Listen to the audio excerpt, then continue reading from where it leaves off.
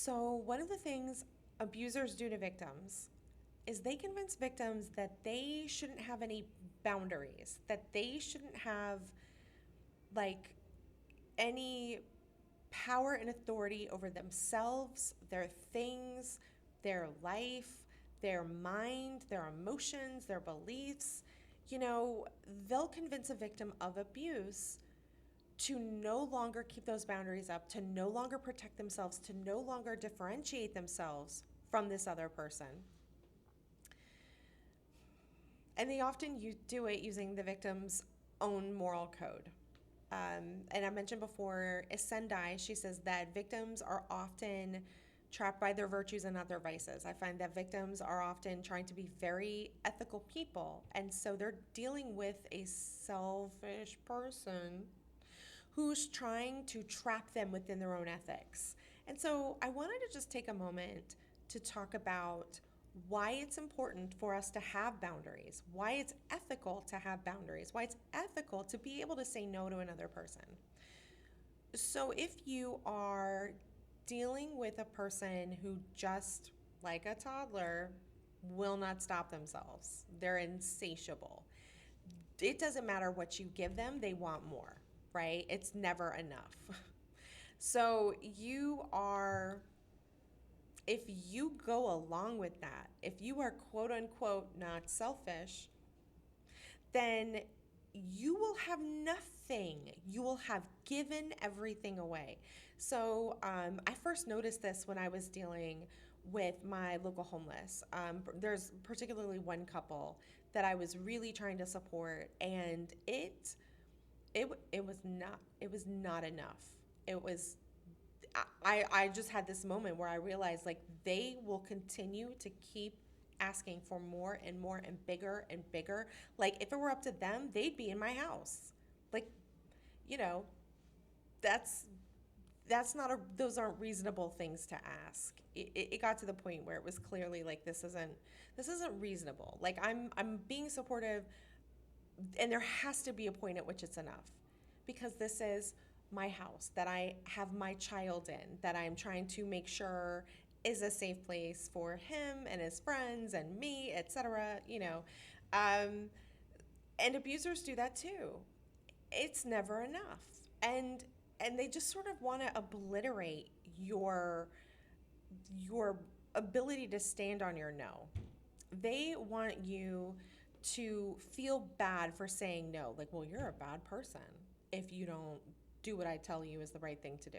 And the thing is, there's a concept for those of us whose personal journeys are not learning not to be selfish, but learning to be more protective, is that you are a steward of yourself and your resources. Like a good steward is managing resources, managing the flow of resources, but you don't just give all your resources away.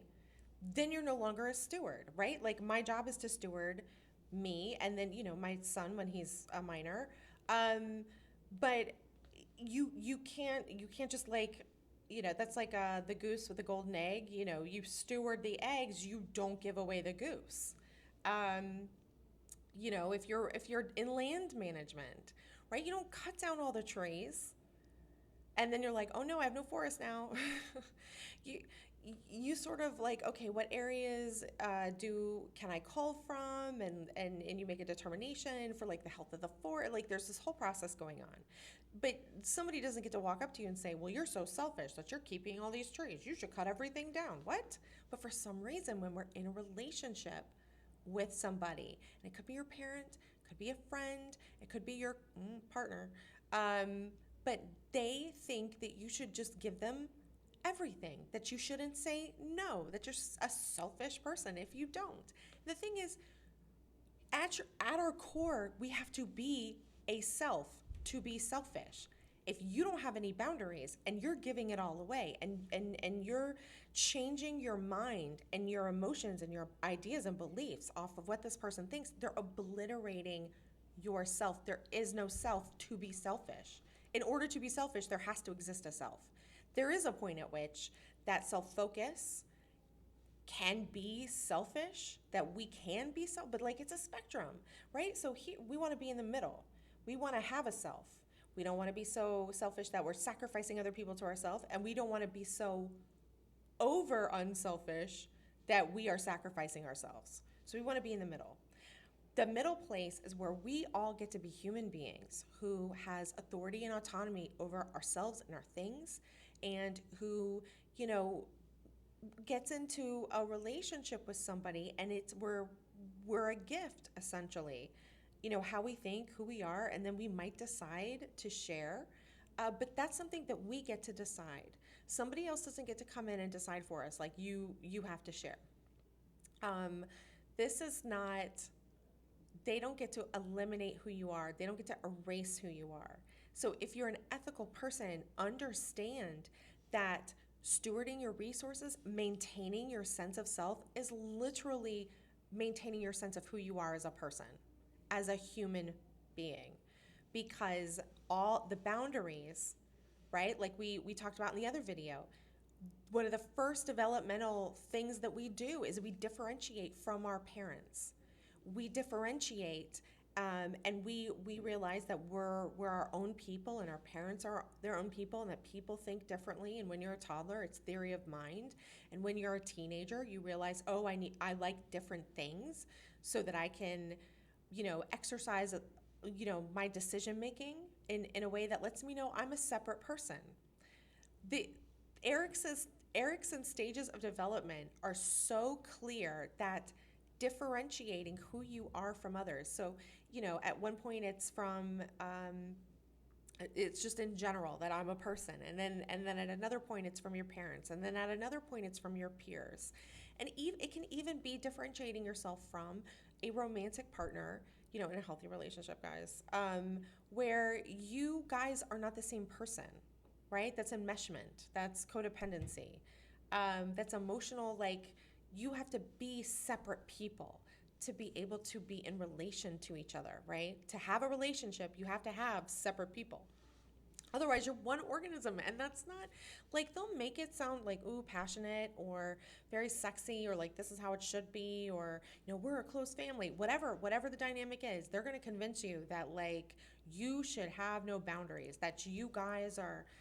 Sometimes I see it like in a relationship context. You know, you'll see like, oh, we're soulmates, we're twin flames, or we're family, and family sticks by each other no matter what. And the thing is, in these, you know, binary star systems, one star is feeding off the other till the other one just is gone. It has no more light to give.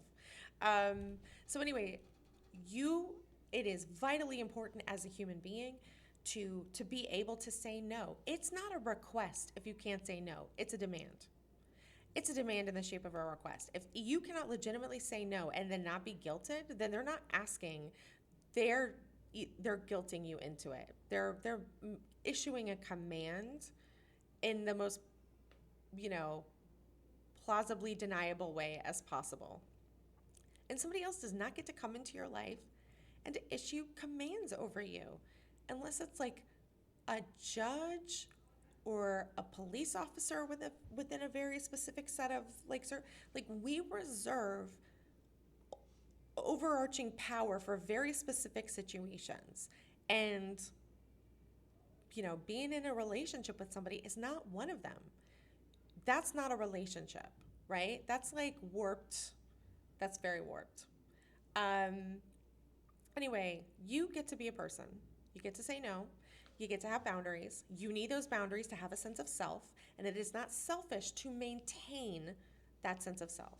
You are also a steward over you and your things, and it is a responsible thing to do to manage your resources, to say no to people.